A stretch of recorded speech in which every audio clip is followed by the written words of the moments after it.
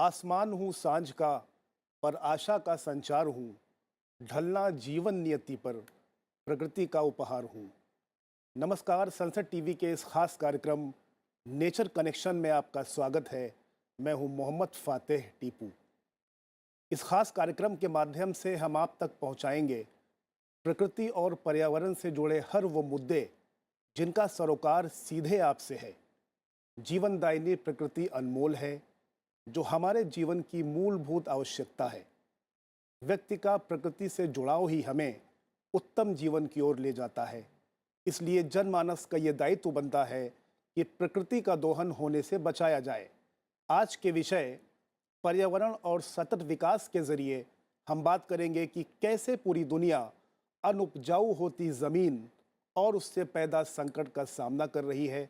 साथ ही हम ये भी चर्चा करेंगे कि कैसे सरकार ब्लू इकोनॉमी को बढ़ावा दे रही है।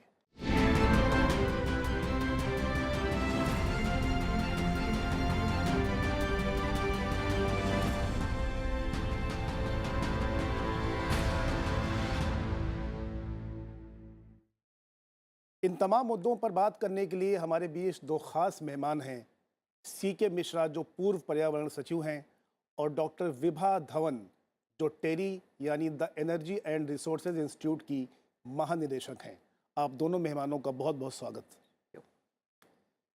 पहले हम बात करेंगे लैंड डिग्रेडेशन यानी भूमि के क्षरण की, लेकिन चर्चा से पहले देखते हैं इससे जुड़ी ये खास पेशकश।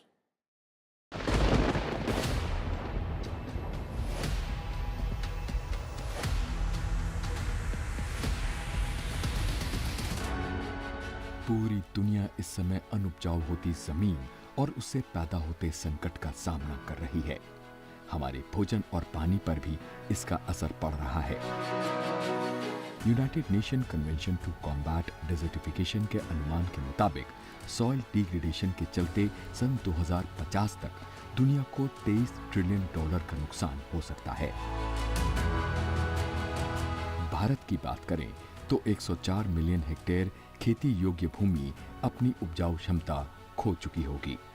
इसमें 87 मिलियन हेक्टेयर हवा और पानी के कटाव के कारण तो 17.5 मिलियन हेक्टेयर कृषि भूमि रसायनों के इस्तेमाल से उर्वरक नहीं रह जाएगी। भारत सरकार ये चाहती है कि पूरी दुनिया खाद्य सुरक्षा पर मंडरा रहे इस बड़े खतरे पर ध्यान दे, ताकि समय रहते समाधान निकाला जा सके।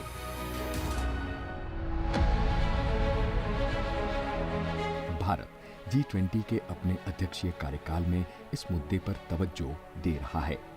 भारत का उद्देश्य जलवायु परिवर्तन से निपटने और सतत विकास को बनाए रखने के लिए एक ऐसे रोडमैप पर काम करना है जिस पर सभी हितधारकों की सहमति हो। लैंड डिग्रेडेशन का विषय, सर्कुलर इकोनॉमी का विषय, ब्लू इकोनॉमी का विषय, ये भविष्य के विश्व में जो पॉलिसी मेकर्स हैं उनके लिए एक बड़े विषय बने हैं। माननीय प्रधानमंत्री जी के नेतृत्व में जो कदम उठाए गए हैं वो काफ़ी प्रशंसनीय कदम है। भारत दुनिया के उन चुनिंदा देशों में है जिन्होंने समय से पहले अपने NDCs के लक्ष्य को पूरा किया। हम उन चुनिंदा देशों में जिन्होंने 2070 के लो कार्बन एमिशन के अपने प्लान को प्रस्तुत किया। कृषि प्राचीन काल से अभी तक भारतीय अर्थव्यवस्था की रीढ़ रही है।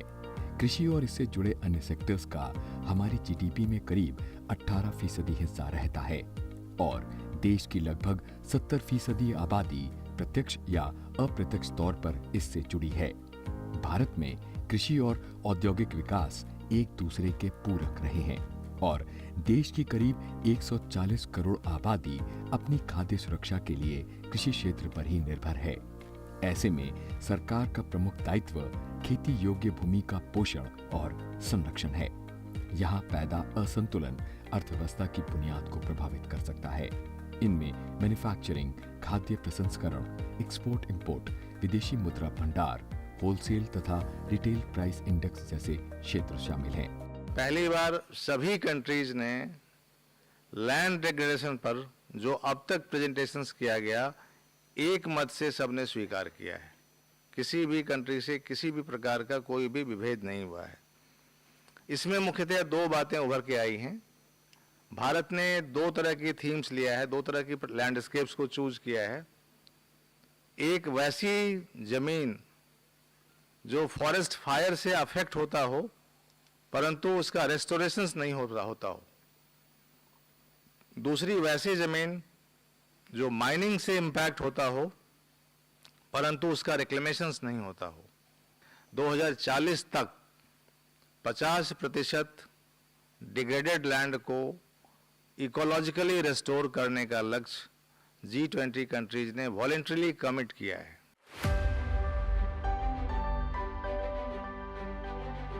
पर्यावरण के प्रति जागरूकता फैलाने के लिए भारत ने ग्लासगो में 26वें संयुक्त राष्ट्र जलवायु परिवर्तन सम्मेलन COP26 के दौरान लाइफ मिशन डॉक्ट्रिन पेश की थी। इसके जरिए पर्यावरण अनुकूल जीवन शैली और विकास के लक्ष्यों के बीच संतुलन साध आगे बढ़ना है।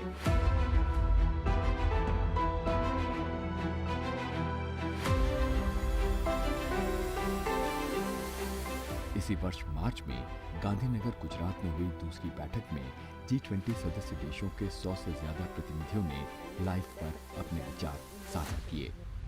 The LIFE initiative, Prime Minister Modi, will give us this opportunity. France looks forward to working with India to make this initiative a success. इस बैठक में 11 आमंत्रित देश और 14 अंतर्राष्ट्रीय संगठन भी शामिल थे। G20 पर्यावरण मुद्दे पर मंत्री स्तरीय की महत्वपूर्ण बैठक 28 जुलाई को चेन्नई में होगी, जिसमें आगे की रूपरेखा तय की जाएगी। तो आप दोनों मेहमानों ने ये रिपोर्ट देखी कि किस तरीके से भारत G20 की मेज़बानी भी कर रहा है और लैंड डिग्रेडेशन जैसे मुद्दों को बहुत ही तेज़ी से उठा रहा है। तो पहले मैं CK मिश्रा जी आप के पास आना चाहूँगा। कितना गंभीर ये मुद्दा आप मानते हैं आर्थिक लिहाज से और पर्यावरण के लिहाज से कि जो ये मुद्दा है किस तरह से आप इसको देखते हैं? देखिए, गंभीर ये दो तरीक़ों से है। एक तो लोगों की जीविका इससे प्रभावित होती है, आपकी उत्पादकता कम होती है, इसलिए ये गंभीर मुद्दा है। और उससे भी गंभीर बात यह है कि वैश्विक स्तर पर लैंड डिग्रेडेशन को क्लाइमेट चेंज के परिप्रेक्ष्य में वो स्थान नहीं दिया गया जो मिलना चाहिए। अब आप भारतवर्ष को लें, कृषि प्रधान देश है, अधिकांश लोगों की जीविका कृषि पर निर्भर है। यदि भूमि उपजाऊ नहीं रहेगी तो दो बहुत ही प्रमुख समस्याएं उत्पन्न होंगी। एक तो खाद्य की समस्या होगी, वो स्वाभाविक है और बहुत ही ऑब्वियस है, पर दूसरी एक समस्या होगी कि लोगों के आजीविका की समस्या होगी और ये जीवन को प्रभावित करेगा। इसलिए मेरे विचार से ये बहुत ही गंभीर समस्या है। देखिए, आज तक जितने भी अंतर्राष्ट्रीय कॉप्स हुए हैं या दूसरे तरह के संगठनों ने इस पर चर्चा की है, मेरे विचार से इस पर उतना ध्यान नहीं दिया गया है। जी, मैं आपको बता दूं, भारतवर्ष में लैंड डिग्रेडेशन पे एक विशेष सत्र हुआ था, मुझे वर्ष तो याद नहीं है, 19 या 20 में, जिसमें इंडिया ने एक स्पेसिफिक डिक्लेरेशन की थी कि हम, जैसा आपने अभी सुना, कि 50% भूमि डिग्रेडेड लैंड को हम वापस लाएंगे। तो जब तक आप उसको रिक्लेम नहीं करेंगे इस समस्या का समाधान नहीं होगा। और हमें ये याद रखना चाहिए कि ये टाइम स्पेसिफिक नहीं है कि आज तक जितना डिग्रेड हो गया अब आगे नहीं होगा। ये एक निरंतर प्रक्रिया है। इसलिए दूसरी स्ट्रैटेजी ये होनी है कि इसको डिग्रेडेशन आगे होने से कैसे रोकना। बिल्कुल अहम बात आपने कही। तो मैम, आपने देखा कि किस तरह से लैंड डिग्रेडेशन को लेकर के सरकार संजीदा है और आप लगातार 35 सालों से टेरी से जुड़ी रही हैं और आपका फेवरेट विषय रहा है ये। पर्यावरण के लिहाज से और आर्थिक लिहाज से आप कितना महत्वपूर्ण मानती हैं इस मुद्दे को? देखिए, देखा जाए तो क्लाइमेट चेंज जिसकी हम बात कर रहे हैं, ये पूरी की पूरी हमने ज़मीन पे क्या किया है और हमने ज़मीन को किस तरह से एक तरह से ओवर एक्सप्लॉइट किया है। चाहे वो एग्रीकल्चर की फील्ड में हो, चाहे हमने वहाँ पर इंडस्ट्रियलाइजेशन की बात करें, तो लैंड डिग्रेडेशन क्लाइमेट चेंज के साथ जुड़ा हुआ है और बहुत सीरियस विषय है आज की तारीख में। इसमें बहुत सारी प्रॉब्लम्स हैं। देख, सबसे पहले ये है कि हमको खाना इसी ज़मीन से मिलना है। हमारी जनसंख्या बढ़ती जा रही है, हमारे खाने का तरीका बढ़ता जा रहा है, हमारी उपेक्षा की हमको क्या खाना है।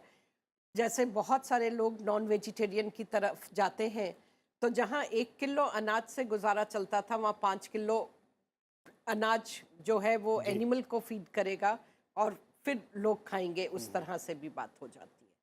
हमारे जो रिसोर्सेज हैं, जैसे हम पानी की बात करते हैं, पर कैपिटा पानी की अवेलेबिलिटी भी कम होने जा रही है। अभी जैसे हम देख रहे हैं कि पूरी दुनिया में शायद कहीं पे फर्टिलाइज़र की कमी होती जा रही है, और ये सब चीज़ें जब हम देखते हैं तो लगता है कि आगे शायद आने वाले दिन मुश्किल होने वाले हैं। लेकिन दूसरी तरफ हमारी साइंस एंड टेक्नोलॉजी ने बहुत कुछ किया और हमारी सरकार ने बहुत कुछ किया। प्रधानमंत्री का जो प्रोग्राम है which is on soil testing, अभी तक क्या हो रहा था, आप गेहूं लगा रहे हैं तो आप एडवाइजरी है कि इतना यूरिया डालिए, इतना डीएपी डालिए, ऐसे गेहूं उगेगा। लेकिन क्या हमारी ज़मीन को इतना सारा फर्टिलाइज़र चाहिए? क्योंकि पौधा तो उतना ही एब्जॉर्ब करेगा जैसे आप और मैं हैं। कितना खाना खाएंगे? कुछ ही खाएंगे ना, बाकी तो बेकार जाएगा। और बेकार नहीं जाएगा, वो पोल्यूटेंट बन जाएगा। वेस्टेड मटेरियल जो है वो एक तरह से हमारे लिए और प्रॉब्लम बनाने वाला है। तो सॉइल हेल्थ कार्ड से हमें पता चल जाता है इस ज़मीन में क्या चीज़ कितनी डालनी है। पिछले कुछ सालों की आप डेवलपमेंट्स देखिए, हम ड्रिप इरिगेशन, स्प्रिंकलर, ये सब चीज़ें आई जिससे कि आप पानी कम से कम इस्तेमाल करिए। कहाँ पे हम गलत गए? ऑफ कोर्स आप कभी भी नई टेक्नोलॉजी अडॉप्ट करेंगे, कहीं ना कहीं थोड़ी सी गलतियाँ भी होती हैं। अब जब हमने ग्रीन रेवोल्यूशन के टाइम पे ऐसा हुआ कि इरिगेट करो, और भारत के ऊपर एक और बहुत बड़ी जिम्मेदारी है, वो ये है कि जो खाना है बहुत सेंसिटिव सब्जेक्ट हो जाता है कि खाना जो है हमारे हर आदमी को ठीक प्राइस पे अवेलेबल हो, बहुत महंगा नहीं हो कि वो खरीद सके। इसलिए हम तरह तरह की सब्सिडी अपने फार्मर को देते हैं ताकि खाना सस्ते दाम पे उपलब्ध रहे। उस सब्सिडी में एक सब्सिडी आती है पानी की, और हम बिजली एग्रीकल्चर के लिए हम मुफ्त कर देते हैं या बहुत कम पैसा चार्ज करते हैं। तो उससे कहीं पे फार्मर भी गलत चला जाता है। वो ये देखता है मेरे लागत कितनी हुई, मैंने इतने पैसे खर्च किए, वो सब्सिडी नहीं गिनेगा और मुझे कितने पैसे मिले। तो उसमें हमने कहीं कहीं गलत क्रॉप लगाए, जैसे कि पंजाब पैडी के लिए नहीं है, हमें चावल नहीं उगाना चाहिए, हमें शुगर केन महाराष्ट्र में नहीं करना चाहिए, गन्ना नहीं करना चाहिए वहाँ, क्योंकि वो बहुत पानी इस्तेमाल करते हैं। तो अब सरकार भी उस तरफ जा रही है कि हम फार्मर को कैसे एक तरह से, क्योंकि फार्मर की इनकम आज भी कम है, हम डबलिंग ऑफ फार्मर इनकम की बात कर रहे हैं, वो ऑब्जेक्टिव भी हमारा मीट हो, और दूसरी तरफ जो हमारे रिसोर्सेज हैं उनको हम इतना ज़्यादा ओवर एक्सप्लॉइट नहीं करें कि कल को वो हमारे लिए रहेंगे। और ये सब मुमकिन है, बहुत सारी टेक्नोलॉजीज़ हैं। अगर समय हो तो मैं उसके बारे में बताती हूँ। जैसे हम अब एक तरफ जा रहे हैं कि हमको ऑर्गेनिक कल्टीवेशन करनी है, तो हमारे पास टेक्नोलॉजीज़ हैं। आपने देखा अभी हम माइक्रोराइजा जैसी टेक्नोलॉजी बहुत अच्छे स्तर पे कर रहे हैं, और उनका भी पोटेंशियल है कि वो 30 से 40-45% तक आप रिप्लेस कर सकते हैं कन्वेंशनल फर्टिलाइजर। बिल्कुल बिल्कुल। तो और कोई कॉम्प्रोमाइज़ नहीं होगा जी के ऊपर। उसी तरह अब जो नैनो की टेक्नोलॉजी आ रही है, तो सब सॉइल इरिगेशन, तो ये सब रिसोर्सेस को कैसे हम कम से कम इस्तेमाल करें और ज़्यादा से तो उस पर ज़्यादा प्रयास चल रहा है। प्रयास निशा चल साहब, रहा है। आपके और पास आना चाहूँगा कि जिस तरीके से मैम ने कहा कि लगातार एक व्यापक स्तर पर लैंड डिग्रेडेशन को कैसे रोका जाए, इस पर प्रयास चल रहे हैं। सरकार के स्तर पर अगर मैं आपसे बात करूँ, क्योंकि लंबे समय तक आप सचिव भी रहे हैं भारत सरकार में, सरकार क्या प्रयास कर रही है इस पर? देखिए, दो तरफा प्रयास है, और मैं आपको बताऊं कि सरकार ने इस क्षेत्र में काफ़ी अच्छा काम किया है। परंतु एक मूल विषय हम पहले समझ लें लैंड डिग्रेडेशन के दो विशिष्ट पहलू हैं। पहला तो ये है कि जो विभा जी अभी बता रही थी कि हम ऐसे कदम उठाएं कि फर्दर डिग्रेडेशन ना हो, ऑर्गेनिक फार्मिंग हो, फर्टिलाइज़र के इस्तेमाल कम हो वगैरह, सॉइल हेल्थ के हिसाब से हम जाएं। और एक दूसरा पहलू ये है कि जो डिग्रेडेड लैंड ऑलरेडी हमारे पास है उसको हम कैसे रिस्टोर करें। मैं एक उदाहरण दूंगा जी। आप देखेंगे कि भारतवर्ष एकमात्र देश है जहां प्रतिवर्ष औसतन जंगल या ट्रीज जिसको हम कहते हैं उसकी संख्या बढ़ रही है, जबकि विश्व के बाकी हिस्सों में ऐसा नहीं हो रहा है। पर उसके अंदर अगर आप ध्यान से देखें तो जो डिग्रेडेड फॉरेस्ट है, और वो काफ़ी बड़ा ये है, शायद 30% के आसपास हमारे पास डिग्रेडेड फॉरेस्ट है, उसको हम रिस्टोर नहीं कर पा रहे हैं। तो अगर आप नॉन डिग्रेडेड लैंड का क्षेत्रफल बढ़ाना चाहते हैं तो आपको दोनों कदम उठाने पड़ेंगे।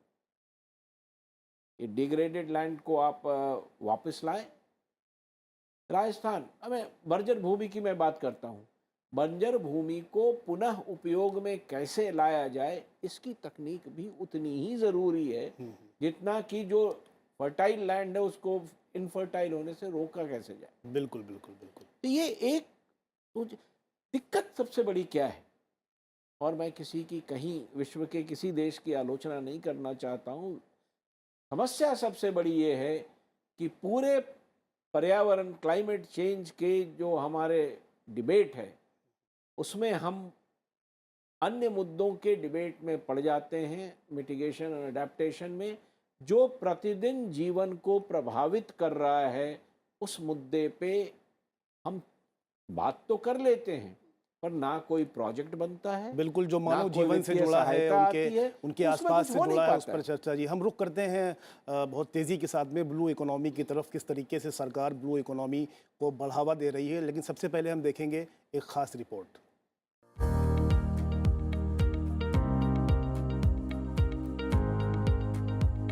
हमारी दुनिया का 2/3 हिस्सा समुद्र है। ये न सिर्फ हमें भोजन और खनिज मुहैया करवाता है, बल्कि बड़े पैमाने पर ऑक्सीजन भी पैदा करता है। ये ग्रीन हाउस गैसेस को सोखता है और जलवायु तंत्र पर नियंत्रण रखता है। समुद्र मौसम चक्र का संचालक है और हमारे ट्रेड चैनल्स का भी। सैकड़ों वर्ष पहले इंसान ने जब अपनी आर्थिक गतिविधियों को विस्तार दिया, तब से महासागरों का वैश्विक विकास क्रम में अहम रोल रहा है। आज भी दुनिया का 80% से ज्यादा अंतर्राष्ट्रीय व्यापार समुद्री मार्ग से ही होता है। समुद्र के इतने व्यापक आर्थिक और पर्यावरणीय महत्व ने ब्लू इकोनॉमी की अवधारणा को जन्म दिया। वो ब्लू इकोनॉमी जिसमें समुद्र में मौजूद प्राकृतिक संसाधनों का संरक्षण, दोहन और पुनर्उत्पादन शामिल है। विश्व बैंक के मुताबिक ब्लू इकोनॉमी का उद्देश्य आर्थिक विकास के लिए महासागरों के संसाधनों का टिकाऊ और व्यवस्थित दोहन करना है। अल्टीमेटली G20 का मकसद ये है कि क्लाइमेट एंड एनवायरनमेंट के जो चैलेंजेस हैं, खासकर क्लाइमेट चेंज का जो चैलेंज है, एनवायरनमेंट के संबंध में अगर ये कहा जाए तो लैंड डिग्रेडेशन का चैलेंज है, वाटर मैनेजमेंट की आवश्यकता है, और उसी के साथ साथ एक और एस्पेक्ट जुड़ता है जो हमारा ओशंस का है। How do we sustainably manage our oceans, ताकि ब्लू इकोनॉमी के जितने आयाम हैं वो खुल सकें, जितना इकोनॉमिक पोटेंशियल है उसको हम एक्सप्लोर कर सकें, साथ साथ कोस्टल रेजिलियंस एंड सस्टेनेबिलिटी को भी जितनी आवश्यकता हो उस हिसाब से हमारे पॉलिसीज और प्रोजेक्ट्स उनको ध्यान में रख के चलाए जाएं। भारत ब्लू इकोनॉमी को एक व्यवस्थित नीति के दायरे में लाने का काम कर रहा है। भारत की G20 अध्यक्षता के दौरान समुद्री प्रदूषण, मैनग्रोव और कोरल रीफ का संरक्षण जैसे मुद्दों पर भी ध्यान केंद्रित करना है। भारत ओशन 20 डायलॉग भी करना चाहता है, जिसके तहत समुद्र और समुद्री संसाधनों का संरक्षण और स्थायी इस्तेमाल पर विमर्श होगा। इसके लिए भारत वित्त व्यवस्था करना चाहता है ताकि समुद्री परिसंपत्ति के साझे लाभ के लिए प्रबंधन और स्थायी विकास सुनिश्चित किया जा सके। भारत समुद्र में बढ़ते कचरे और उससे उपजते संकट पर विशेष तौर पर ध्यान आकर्षित करना चाहता है। इसके लिए एक दिन का प्रतीकात्मक समुद्री तट सफाई अभियान भी चलाया जाएगा, जिसमें G20 समूह के सभी देश और मेहमान देश हिस्सा लेंगे। This dialogue will bring together academics, practitioners, experts, national and international organizations to deliberate on various aspects of coastal and ocean management. This would include science, policy, governance, research and innovation, and financing. So a comprehensive discussion on aspects to promote a resilient and sustainable blue economy, that would be the focus of the Ocean 20 dialogue. Bharat सरकार प्राथमिक संसाधनों के उचित उपयोग और circular अर्थव्यवस्था को भी प्राथमिकता दे रही है। पर्यावरण मंत्रियों के राष्ट्रीय सम्मेलन में प्रधानमंत्री नरेंद्र मोदी ने कहा कि देश का फोकस ग्रीन ग्रोथ और ग्रीन जॉब्स पर है और इन सभी लक्ष्यों की प्राप्ति के लिए सभी राज्य सर्कुलर इकोनॉमी को ज्यादा से ज्यादा बढ़ावा दें। इससे सॉलिड वेस्ट मैनेजमेंट और सिंगल यूज प्लास्टिक से मुक्ति के अभियान को भी ताकत मिलेगी।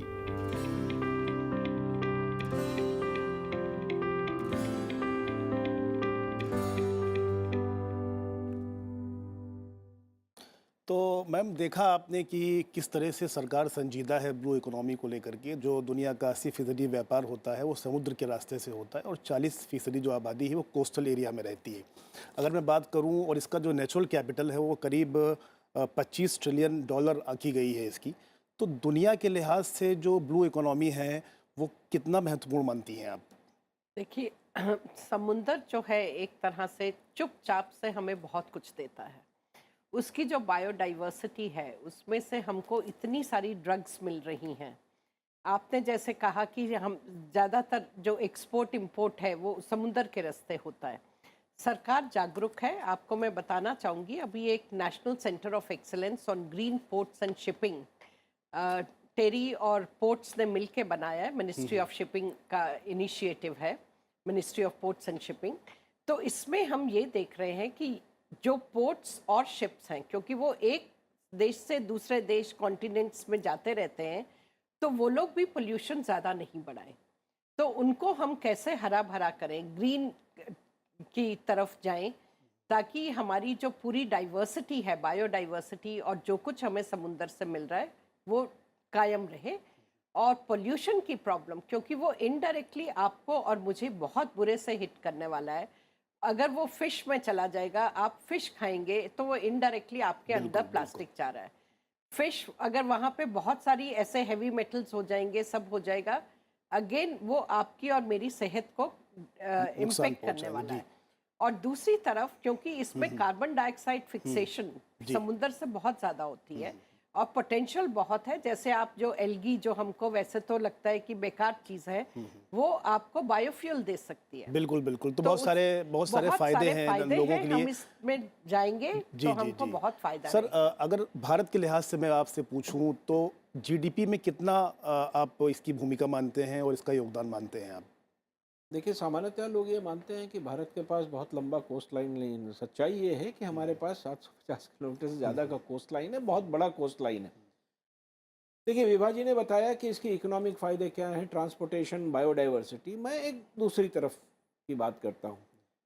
जो ओशन 20 है वो तो वैश्विक स्तर पर तय करेगा कि क्या नीति होगी, और 3 महत्वपूर्ण चीज़ें हैं इस ब्लू इकोनॉमी में जो हमको ध्यान रखना है। पहला, कि कोस्टल एरिया का सतत सस्टेनेबल विकास कैसे हो। दूसरा, जो कोस्टल एरिया में लोग रह रहे हैं उनकी आजीविका, उनके प्रतिदिन इनकम में बढ़ोतरी कैसे हो। और तीसरा, कि ओशन को हम साफ कैसे करें, लिटर मुक्त कैसे करें। अगर हम लिटर मुक्त कर देते हैं तो ये जितनी बातें हैं बायोडाइवर्सिटी की, ट्रांसपोर्टेशन की, सारी खुद ब खुद रिजॉल्व हो जाएगी। बिल्कुल। समस्या ये है, ये जो लिटर की समस्या है वो समुद्र की समस्या नहीं है, वो ज़मीन की समस्या है। जी जी जी, बिल्कुल। बहुत आपने बेहतर जवाब दिया, क्योंकि समय भी तेज़ी से भाग रहा है। 2 बहुत क्विक रिएक्शन पहले आपसे। चुनौतियाँ क्या मानती हैं इसकी आप ब्लू इकोनॉमी की? हमें काम बहुत तेजी से करना है। चुनौती यही है कि टाइम कम है, जल्दी से काम करना है। जी सर। सबसे बड़ी चुनौती ये है कि हम अभी तक फोकस नहीं कर पाए हैं कि वो कौन सी एक या दो चीज़ें हैं जिसको करने से ये समस्या समाप्त होगी। हम इसकी चारों इर्द गिर्द बातें कर रहे हैं, हमें उन दो चीज़ों को आइडेंटिफाई करना पड़ेगा, वही हमारा सबसे बड़ा चैलेंज। बहुत बहुत शुक्रिया आप दोनों मेहमानों का, आप लोग हमारे स्टूडियो में आए और इस खास कार्यक्रम का हिस्सा बने। बहुत बहुत शुक्रिया। तो आपने देखा कि किस तरह से लैंड डिग्रेडेशन और ब्लू इकोनॉमी पर चर्चा हुई और इन दोनों मुद्दों पर सरकार कितना गंभीर है और कितना संजीदा है। फिलहाल इस खास पेशकश में इतना ही। मुझे दीजिए इजाज़त। देखते रहिए सनसेट टीवी।